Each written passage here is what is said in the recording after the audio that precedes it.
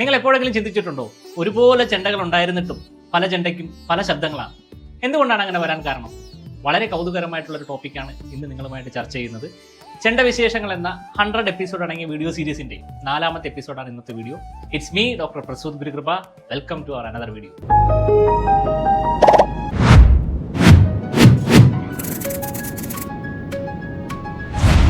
ഒരേ സൈസ് 9 കാലുള്ള 4 ചെണ്ടകൾ ഇപ്പോൾ ഉണ്ട്.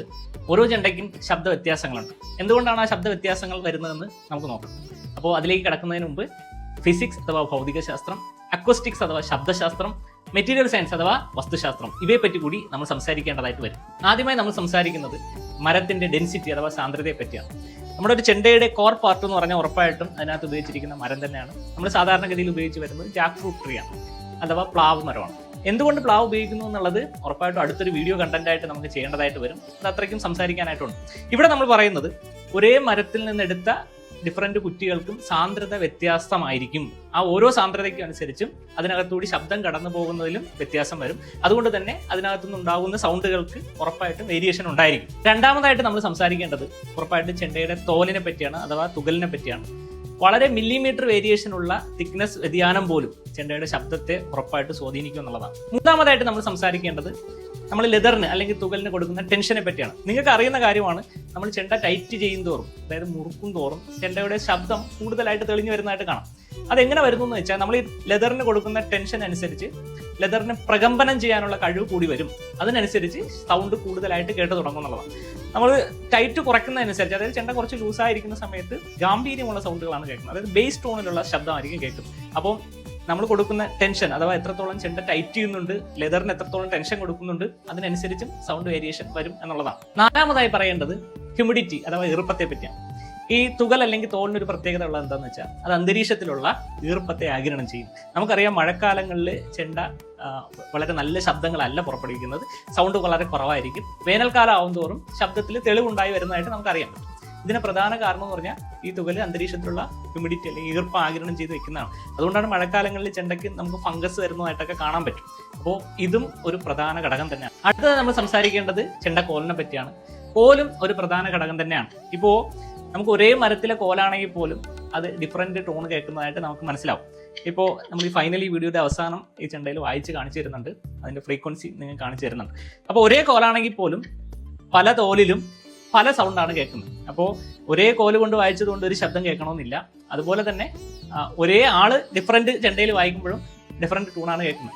അപ്പോൾ കോല്, അത് ഏത് മരത്തിൽ നിന്നാണ് നമ്മൾ ആ കോല് നിർമ്മിക്കുന്നത്, ആ കോലിന്റെ തിക്നെസ്, ഇവയെല്ലാം ശബ്ദത്തെ സ്വാധീനിക്കുന്ന ഘടകങ്ങൾ തന്നെയാണ്.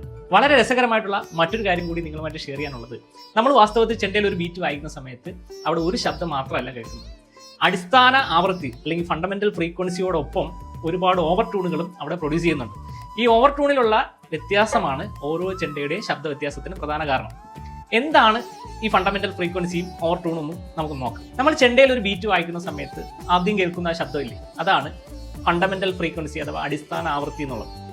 അതാണ് ആ ചെണ്ടയുടെ പിച്ച് വാസ്തവത്തിൽ നിർണ്ണയിക്കുന്നത്. ഒരു ഉദാഹരണത്തിന്, ഒരു ചെണ്ടയുടെ അടിസ്ഥാന ആവൃത്തി എന്നുള്ളത് 200 ഹെഡ്സ് ആണെന്ന് കരുതുക. 200 ഹെഡ്സ് ആണെന്ന് വിചാരിച്ചാൽ ഒരു സെക്കൻഡിൽ 200 പ്രാവശ്യം അത് പ്രകമ്പനം ചെയ്യുന്നുണ്ട് എന്നാണ് അർത്ഥം. ഓവർ ടൂൺ എന്ന് പറയുമ്പോൾ ഈ 200 ഹെഡ്സിന് അല്ലെങ്കിൽ 200ന് മുകളിലായിട്ട് അത് 400, 600, 800 അങ്ങനെ വ്യത്യസ്തമായിട്ടുള്ള പ്രകമ്പനങ്ങൾ കൂടി സൃഷ്ടിക്കുന്നുണ്ട്. അതാണ് ഓരോ ചെണ്ടയ്ക്കും വ്യത്യസ്തമായിട്ടുള്ള ശബ്ദങ്ങൾ നൽകുന്നത്. ലളിതമായിട്ടൊരു ഉദാഹരണം നോക്കാം. ഇവിടെ ഇരിക്കുന്ന 2 ചെണ്ടയും ഒരേ സൈസിലുള്ള ചെണ്ടയാണ്, ഒരേ പിച്ചിലുള്ള, അതായത് ഫണ്ടമെന്റൽ ഫ്രീക്വൻസി 2 ചെണ്ടയുടെയും സെയിം ആണ്. എഫ് ഷാർപ്പ് എന്ന് പറയുന്ന ശ്രുതിയിലുള്ളതാണ് ചെണ്ട. പക്ഷേ ഇതിന്റെ ഓവർ ടൂൺസിലെ ഡിഫറൻസ് കാരണം ഈ ചെണ്ട കേൾക്കുന്നതിൽ, അല്ലെങ്കിൽ ഒരു കേൾവിക്കാരന് അല്ലെങ്കിൽ വായിക്കുന്ന വാദകന് ഡിഫറൻറ്റ് സുഖങ്ങളാണ് കൊടുക്കുന്നത്. വായിക്കുമ്പോൾ കിട്ടുന്ന ആ ലയം ഡിഫറൻ്റ് ആണ്. ഉദാഹരണം,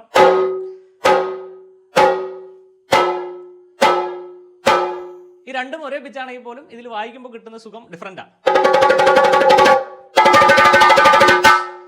അതാണ് ഫണ്ടമെന്റൽ ഫ്രീക്വൻസിയും ഓവർ ടൂണും തമ്മിലുള്ള ഡിഫറൻസ്. വളരെ ലളിതമായിട്ട് മറ്റൊരു ഉദാഹരണം കൂടി പറയാം. സംഗീതം പഠിച്ച 2 വിദ്യാർത്ഥികൾ അല്ലെങ്കിൽ 2 പേര് ചേർന്ന് സാ പാടുന്നെന്ന് വിചാരിക്കും.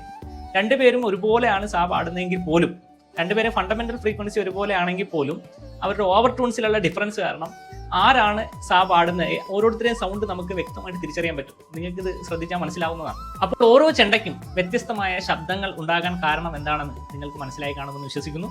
ചെണ്ടയെ പറ്റി കൂടുതൽ അറിയാനും അത് മറ്റുള്ളവരിലേക്ക് എത്തിക്കാനും നിങ്ങളും ഞങ്ങളോടൊപ്പം കൂടുക.